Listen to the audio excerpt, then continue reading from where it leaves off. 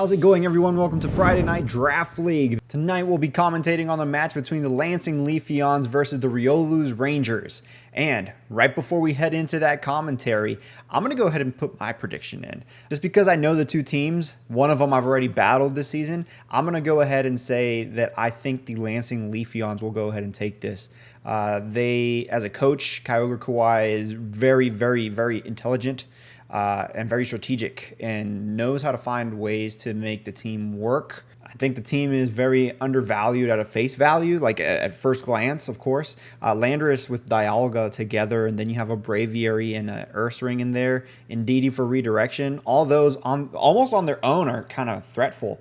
So you pair them together, and not only are they threatful, but they actually support each other surprisingly well. You know, Lando with Braviary with Earthquake is really easy, but then you also have potentials of Trick Room and Weakness Policy Dialga taking an Earthquake, and it just goes crazy. And then redirection with Indeedee, Ursaring getting its guts. It's a lot, right? So I think the Lansing Leafeons probably have the advantage here, and I'm going to go ahead and say that I believe they're probably going to go ahead and take this one.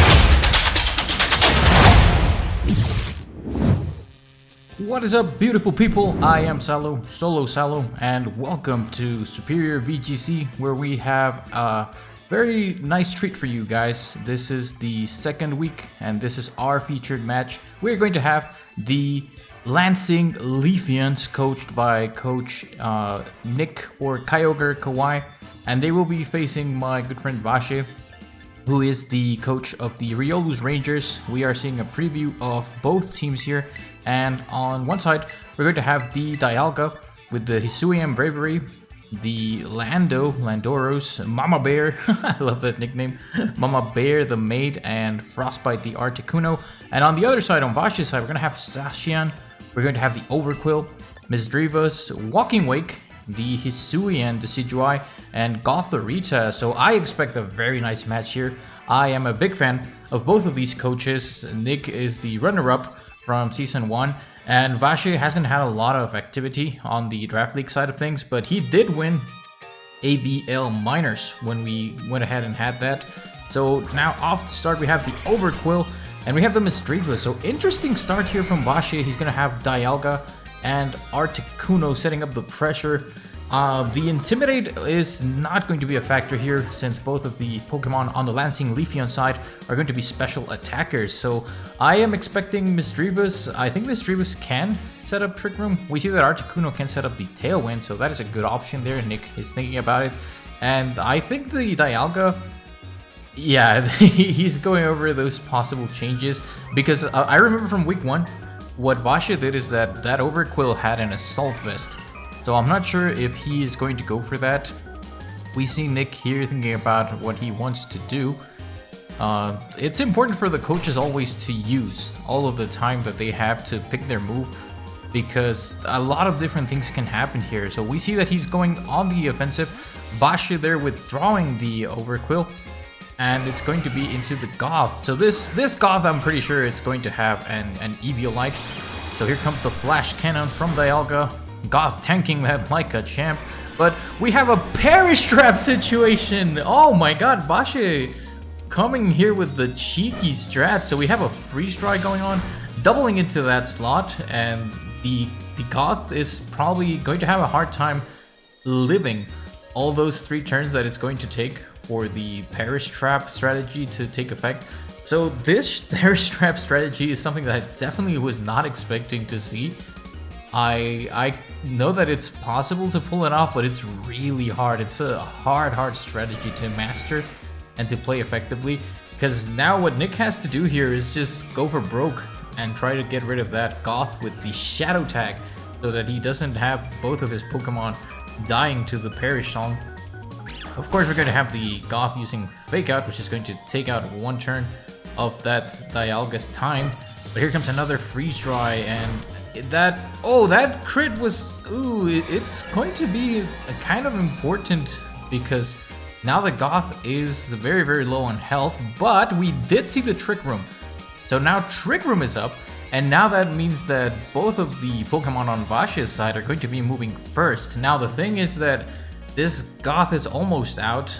I wonder what he's going to try to do here, if he's got any sort of healing moves, because that would be very helpful for Nick in this situation.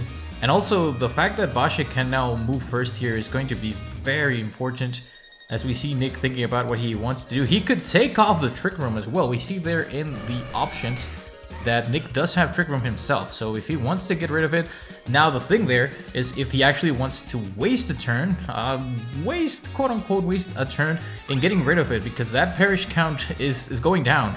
The Perish count is going down, and it's going to be very tough on Nick to lose 2 Pokemon in one go if the Perish count does reach 0. So we finally see a Protect from Gothorita, and we see that the Articuno moved before the Misdreavus, so that is interesting, as we see a Nightshade here. So just a tiny bit of damage, but a big Draco coming out from Dialga. Misdreavus hanging on because we see the Focus Sash, so Focus Sash coming into play here. And now it's also important that Dialga, their Perish count already fell to 1, so Dialga is now stuck in -2 special attack, and the Gothorita can now just chill. They won't be able to switch out this turn because Goth is still there. So we might have a case where there's 4 simultaneous KOs right now on the screen. It's going to be very interesting to see. Nick, I think, is aware of this, but it would go down then to what is going to happen if all of the Pokemon currently on the screen go down right now. No, Vasha does decide to save the Gothorita. And in comes the Decidueye, the Hisuian Decidueye, a very nice Pokemon. And he's going to save both of his Pokemon. Vasha deciding to get a big advantage here in numbers, because it's potentially going to be a 4v2. However, the Lansing Leafeons did stay on the offensive here, so that's going to be a bit of damage on the Overquill. That definitely looks like it's Assault Vested. And a Flash Cannon at -2, it's not going to be doing enough. It's going to be doing very little, as we see the Perish Trap taking effect. And that means that Articuno is out of here, and that means, more importantly, that Dialga is out of here too. So a magnificent display of that strategy from Vasha. I think the only problem there might be that he took a bit too much damage on both of those Pokemon. But now the thing is that if he manages to pull off another Perish Song, all he has to do is stall out those turns, and both of the remaining Pokemon on the Lansing Leafeon side are going to be going out. And here we see the Intimidate coming on the other side from the Lando, but that will not affect the Hisuian Decidueye thanks to that Scrappy ability. So now Nick going over the stats, he wants to see the build, I guess. He wants to check out the speeds and what he's dealing with here. He can definitely go for that Earthquake. It's not going to be very effective on the Decidueye, but it's definitely going to be doing some damage. Oh, but Vasha here is going to be sending in... Who is coming in? The Gothorita, but I don't think Gothorita can live any hits with that amount of HP. He is, however, going to be sending in both of his Pokemon that were kind of damaged. But then this should be a double KO. We see the Esper Wing coming, and that is enough for Bravery to get a kill on Gothorita. So there goes the first KO to the Lansing Leafeon side. And then we see the Earthquake, but oh, guess what? We have Levitate, so that was a very smart play from Vasha once again. I forgot myself that the Misdreavus had Levitate. So I think now it's just a matter of whether Vasha can outspeed here. because that would leave him in a great position to just go for that Perish song once again. I do not know if he outspeeds though, but important thing here comes the Overquill, and that is going to reduce the attack on both of the Pokemon on the Lansing Leafeon side. Trick Room is almost up though. So the Lansing Leafeons here have an opportunity to start mounting some pressure. I think the problem here for Bashe is that the Misdreavus is not actually going to be moving first. That's what I'm thinking, because Misdreavus doesn't actually have a bad speed stat. I believe the speed stat on that Misdreavus base speed is about 80. But I do believe also that Lando and the Braviary are kind of fast. So let's see if this works out, because I did not see any priority. Okay, yes, the double on the Riolu's Rangers side there with the Dazzling Gleam. And luckily for Nick and the Lansing Leafeons, they just dodged a bullet there. Oh, but the Ice Beam coming from the Overquill, that is Assault Vest, so that is not going to be doing enough to that Tierra. And on the other hand, this is at -1, but still enough to KO that Overquill. So the Lansing Leafeons here mounting a comeback. And now it's all up to that Hisuian Decidueye, who, mind you, is very weak to flying type moves, being a grass fighting type. The U-turn, we see a U-turn here, and both the Air Slash and the Dazzling Gleam are probably going to be doing a lot of damage, but we haven't seen any... Oh, the Sucker Punch! I was about to say we haven't seen any Terastallization that I could think of. I was wondering if, to avoid that, the Riolu's Rangers might have a Terra already. A critical hit that I don't think mattered. That was ×4 effective on that Hisuian Decidueye. So maybe Bashe just wasn't ready there. He started out very strong, but Nick managed to keep his cool, and so game 1 goes to the Lansing Leafeons. But a very interesting match right there. A nice display of I'd say common, but again very difficult to pull off strat with the Perish Trap. And I think that we might have seen a couple of crits here and there, but I don't know if any of those actually mattered. Congratulations then to the Lansing Leafeons on taking that first round, and now I wonder what kind of adjustments we're going to see here. Because Nick now knows that the Perish Trap is a possibility, and Bashe now knows that he was so close to pulling it off. I think it was just a matter of the Misdreavus actually managing to sing the song of its people there and bring more perishing. But we see Nick preparing here. He is choosing his Pokemon. But going quickly into week 1, how did these teams fare? In week 1, we saw Nick and the Lansing Leafeons take on Kunki and the Flying Dutchmans. And then we saw Bashe and the Riolu's Rangers take on our very own Kershaka and the Boston Red Claws. So both of these teams got to this week with 1 win on their belts. And one of these teams is going to continue the streak, while the other team is going to be taking their first loss. As we see Nick ready to battle. And I think that it's going to be a very interesting season here, where we have a lot of coaches with really good teams. I think these two are two of the ones that can make it very far. And I have to mention it now because that was pretty shocking to me. We saw that first round with Bashe not using both Sashian and the Walking Wake. So by our tiering system, Sashian is an S tier, Walking Wake is an A tier, and Bashe just braved that first round without either one. Of course, the Lansing Leafeons S tier is that Dialga, which we saw come into play but didn't really manage to do a lot. And then I think they do have another A tier, it's probably the Indeedee, but the other one is the Lando that definitely came into play as well. But this is one of the biggest virtues that Bashe has, that he can make anything work. So his team is not really as oppressive as some of the other teams in the league, but we just saw him give Nick a hell of a run for his money without using the S tier, without using one of his biggest threats in the Walking Wake. And props to Nick for being able to bring that back. As we see now the start with the Decidueye, and we see the start with the Indeedee. We did not see the Indeedee in that first round. But this is an interesting situation because we have the Psychic Seed, which is of course going to raise that special defense, but we also have the Psychic Terrain. So that means that no priority is going to be in effect for either one, unless of course the Bravery is technically not touching the terrain. That's how the mechanic works. But if he does choose to terrestrialize, then that is going to make it not flying anymore. That will allow the Bravery, Hisuian Bravery, to be safe from that fake out, which is an option right now for the Goth. He can't switch though. I don't think he can switch with either one, so Nick has to be very careful with what he does here.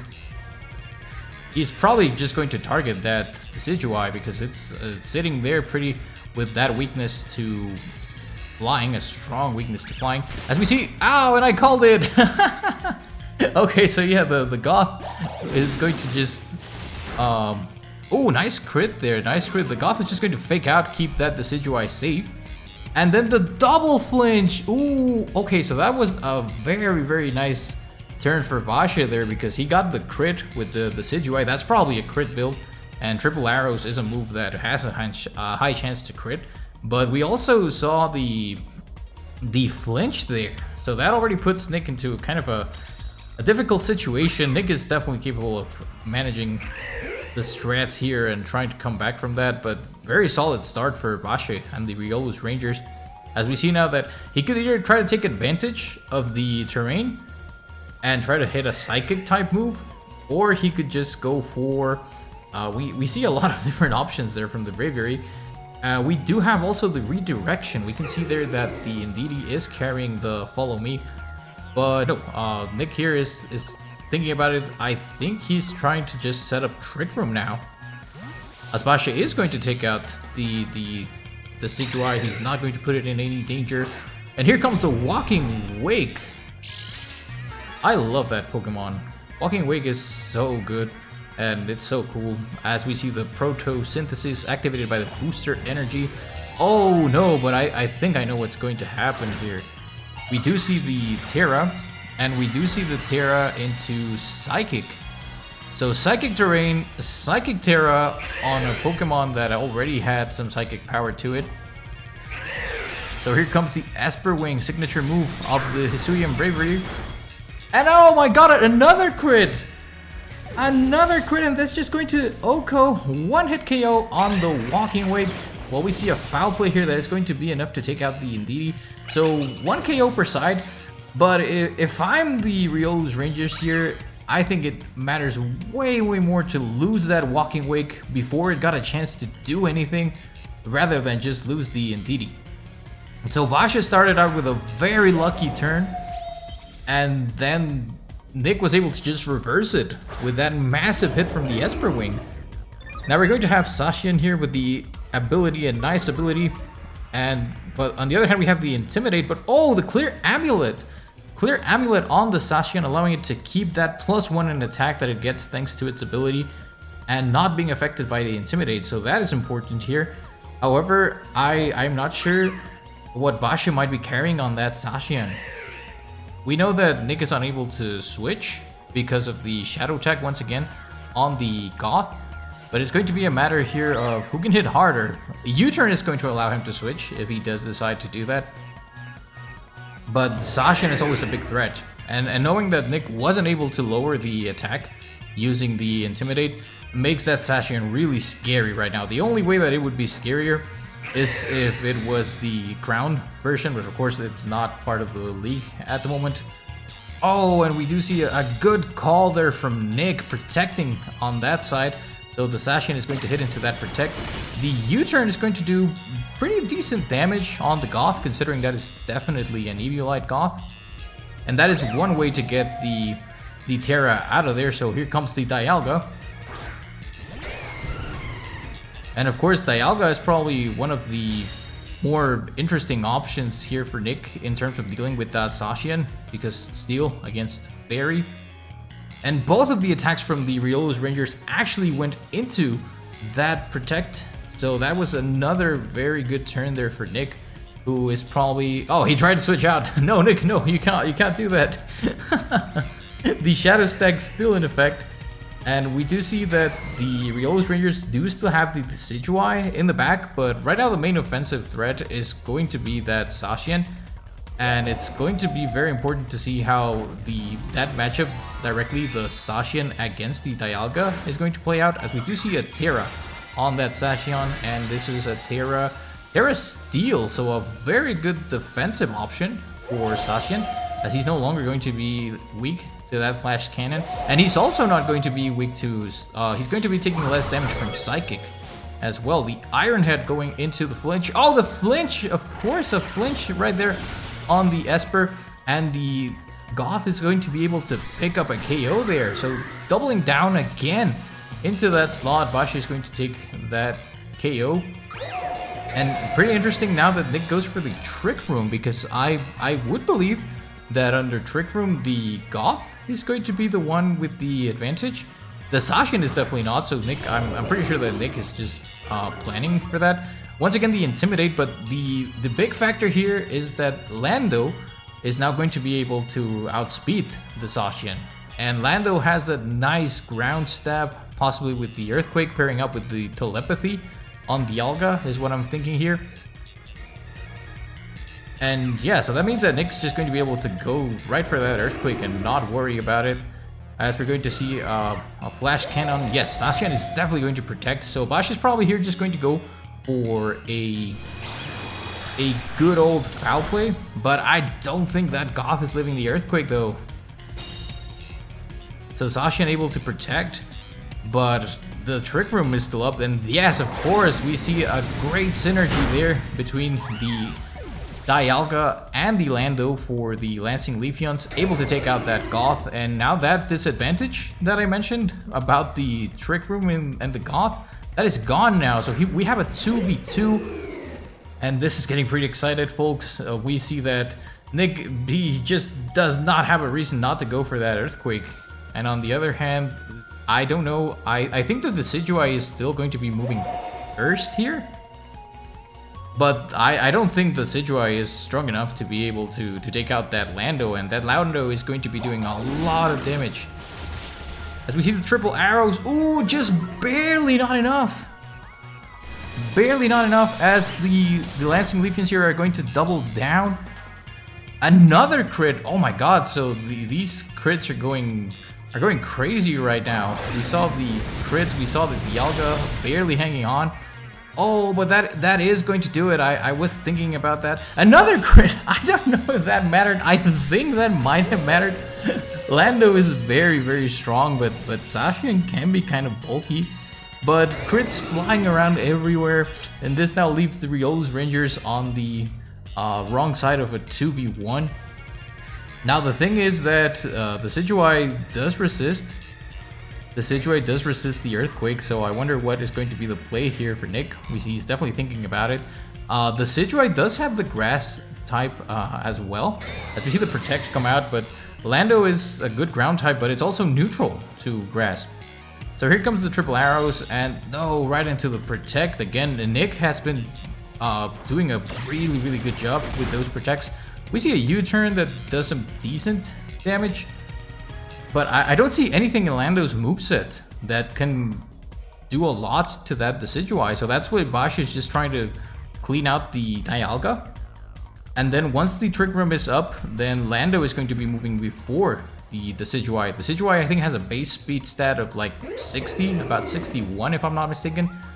So the Decidueye is in control here under the Trick Room. But he got a double Protect! Oh, Nick going for everything right there, and he is going to get it. The double Protect going to keep Dialga safe for just one more turn, as we see another Earthquake. And is I thought that I thought for a second that the Decidueye was part flying, but it's not. It's part fighting. So Nick's just going to keep going for those. And the Sucker Punch is going to be enough. It is going to be enough. Basha fighting back. He says, get that Dialga out of here already. The Sucker Punch, but oh, here comes the Earthquake, and this is resisted, but Yeah, Lando's too strong, and that is going to be a victory for the Lansing Leafeons, who played that really well. There were a lot of crits and stuff just going around. A very, very narrow victory for the Lansing Leafeons, but I think it was well deserved. The double protect there was crazy to see. A double protect, and then also a very solid usage of protect from Nick in general. So that is all for our match. The Lansing Leafeons are going to be going up 2-0, and the Riolu's Rangers are going to stay with a record of 1-1. So thank you all for joining us. We hope that you enjoyed the match. I am Salo, Solo Salo, and I'll be catching you on the next one. All right, so let's talk about some kill leaders. So right now, leading the pack, we have Magirna rocking 10 kills, which is insane. The Spikemuth Prankster is climbing up. It's crazy how well they're doing here. We also have Landorus Therian coming in at number 2 with 8 kills. Kyogre coming in at number 3 with 8 kills. 3 very prominent Mons here, very strong Pokemon. And then we're going to rush through the final rest of the top 10. We have King Gambit at number 4, 6 kills. Knuckle Stack at number 5 with 5 kills. Impressive. We have Abomasnow at number 6 with 5 kills. Crocodile at number 7 with 5 kills. Braviary Hisuian with 5 kills. Gallade with 4 kills. And then we have Ursaring with 4. Let's do a quick analysis here, and I'll probably just kind of analyze the top 3. Magirna with that ability, just boosting its special attack every single time a Mon faints, it's very, very, very threatful. Whenever you run into this, that's probably going to be your main target. Landorus, it's a given. That Intimidate and its typing is really good. Obviously, Ice types are very strong against it, but it's really rare for you to have a decent Ice team. That Abomasnow that's lurking in the back, it's something to look out for, though. And again, Kyogre, that Ken Clought's team, it was up at the top for so long. It's still dominating. And again, if you don't prep for the Kyogre, it will take you. Let's talk about transactions. We have a few more transactions to push through here. We have the Cleveland Celebi dropping Iron Treads and picking up Iron Hands, a very big threat. Iron Hands is significantly powerful in electric terrain. That thing is a threat, as is in VGC. So very, very good pickup there, in my opinion. Looking at the team real quick, we go ahead and pull that up. That Iron Hands, you have that Miraidon with Iron Hand. Ground is very, very strong against this team. However, when you have Abomasnow, Iron Bundle, and Vaporeon on the team, you don't even care. And then you also have Iron Jugulus to kind of, just be immune to it. So again, a very good pickup on this team. Again, they're undefeated as of right now. So very solid pickup. I'm very curious to see what they do with it moving forward. Then coming in with another transaction, we have the Cuernavaca Cyndaquils dropping Great Tusk, dropping Noivern, dropping Quillfish, and picking up Roaring Moon, Arcanine Hisuian, and Morgrim, respectively. So again, looking at the team right now, Roaring Moon, really good Mon. Boosted by that Groudon, very threatful. And then we also have Arcanine for Intimidate purposes, probably boosting defenses across the board. And then you have Morgrim for Prankster shenanigans. Salo has always had a very dominant Prankster Mon.